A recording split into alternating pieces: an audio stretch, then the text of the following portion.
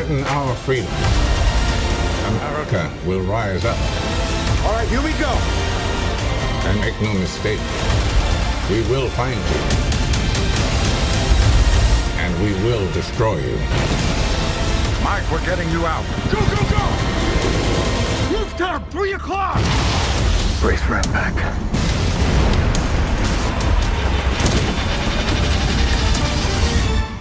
Oh my God. Yeah, America in London. Go back and look at that trailer. Listen to it again. It's like Taken meets Independence Day there in Morgan Freeman's speech. Welcome to Red Reviews, guys. Today we're talking about London Has Fallen. London Has Fallen is the 2013 sequel to Olympus Has Fallen, the one where terrorists seized control of the White House, the one that didn't star Magic Mike that year. It was weird that two movies that year came out with pretty much the exact same plot.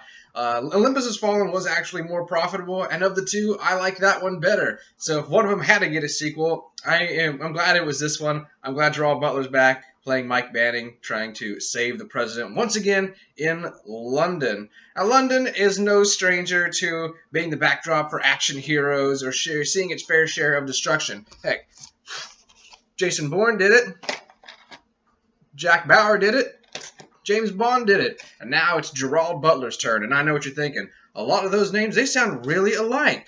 Hey, maybe that's the key to a great action hero. Maybe that's the formula. Maybe it's aliens. Maybe it's Illuminati. I don't know. Just all those action heroes, they seem to have the same type of name. I know Mike Banning is the character that Gerald Butler plays in this movie. But go with me. I'm trying to make a point that they all kind of sound the same. Now, in this movie, I am expecting a Die Hard-esque type of movie. The first one was like that, very claustrophobic. I'm expecting Die Hard 2 out of this one, where John McClane gets to break out of just being in one building. It's a little bigger. We got bigger explosions, badder villains, and at the same time, that kind of mentality of how can the same shit be happening to the same guy twice? And I expect that from this movie. We're just like, really? He's in the same situation again? So I'm expecting a Die Hard 2 type of feel from this movie. And even the first movie felt very much Die Hard. Like this could be a leftover script from John McClane Visits the White House. So I'm going for Die Hard. Not a bad thing. I really actually enjoyed Die Hard 2, especially over some of the later sequels in the series. So, and once in a while, superheroes are great, but once in a while, you just want someone who's going to put foot to ass. And that is definitely Gerald Butler in these movies. He doesn't take any shit, and I don't think he's going to start now in this movie. It looks like he's going to move the president from location to location, and they're all just going to be excuses to get to these locations to have an action sequence. I'm expecting a lot of Roland Emmerich type moments, and what that means is Roland Emmerich, of course, has a knack for destroying well-known landmarks, so I expect London to get its fair dose of destruction. Big Ben and all that good stuff will probably get hit pretty hard in this movie. That's what I'm expecting. Let's go find out. I expect this movie to be the biggest destruction on London since Fergie. So let's see if I'm right. We'll be right back.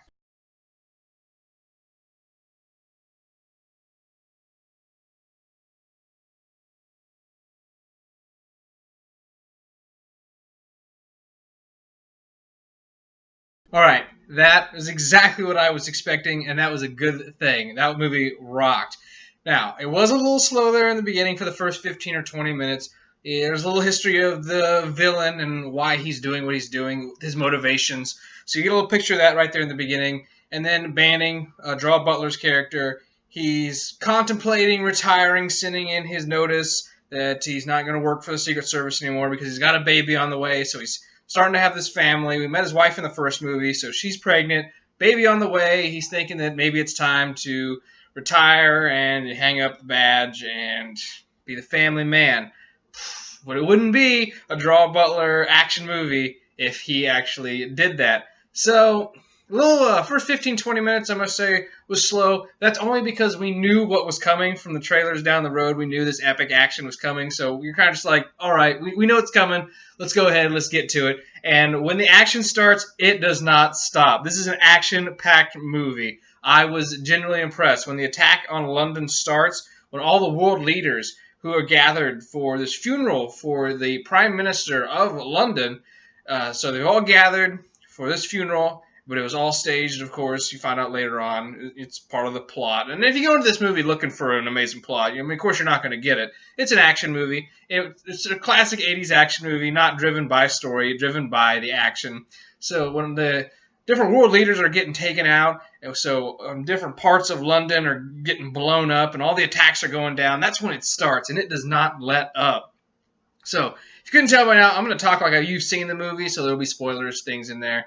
So when the attack starts, they're outside, and the president of the United States, they're having a shootout there on the steps of this building. And then, they get in the car, and then there's a car chase, and then they, get out of the car, and then they get in the helicopter, then the helicopter crashes, then, gotta run away from the helicopter crash, and all of a sudden we're underground in the subway. So it's like what I said, what I thought it would be. We're moving from set piece to set piece in London. You can see the different sites that London has. I knew that something would take place in the subway because the tube, we had to have something in the tube. But it was just like, once it started, we just moved from piece to piece to piece, and it was awesome. Climax of this movie was fantastic. There is this shot leading into the final battle. It's so like Call of Duty-ish is what I was thinking while it was going on, but it's shot in a way where it seems like it's all one take. I'm sure there's some hidden edits in there, but he's basically like a block away because he's trying to get to the villain's compound, the main base. And so they got to get down this block, and of course he's with these other commandos. So they're going to go get the president, and they're just like, we can't do this. There's just no way this can be done. They have 100 men. And of course, in Gerald Butler fashion, he's just like, I guess they should have brought more men. And then so they just firefight their way down this block, this one street, as bad guys are coming in this way, and you're moving along with the, Gerald Butler moving with this character. And it's all done in one kind of fluid motion as they move down this block. A van will pull up, the door will open with a big minigun inside. The way it's all done in one shot is fantastic. Gerald Butler just kicking ass. I don't even know if he takes names. He doesn't care about taking names. He's just there to kick ass. And he kicks so much ass. There's so many villains all over the place. And he distinguishes them all in just various Die Hard-esque fashions. And he's got good one-liners. And it's very 80s action. It's exactly what I want it to be. Had a big grin on my face once the movie got going. So I'm going to switch my rating system over from numbers to the letter system because I just think that's easier. It's hard to differentiate between like a 6 and a 7 and an 8 when you're getting into those close numbers. So I feel like it's easier just to give it a letter system, so I'm switching over to that. And I got to rate this movie a B+. It's not there's no story. There's no deeper meaning to this. And it's just the fact that we need to blow up some landmarks. We need Gerald Butler to kick some ass. And we need America to come in and save the day. And that's basically what it is. So I got to give it a B+, not quite an A, but I'm ready for the third one. As soon as they announce the third one, I'm going to be all hyped, and I'm going to go see that. I don't know what's going to fall next. Who knows? But this one seems like it's going to be just as successful as the first one.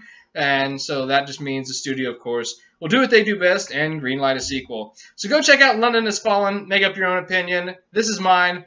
Like and subscribe, and I'll catch you guys next time right here on Red Reviews.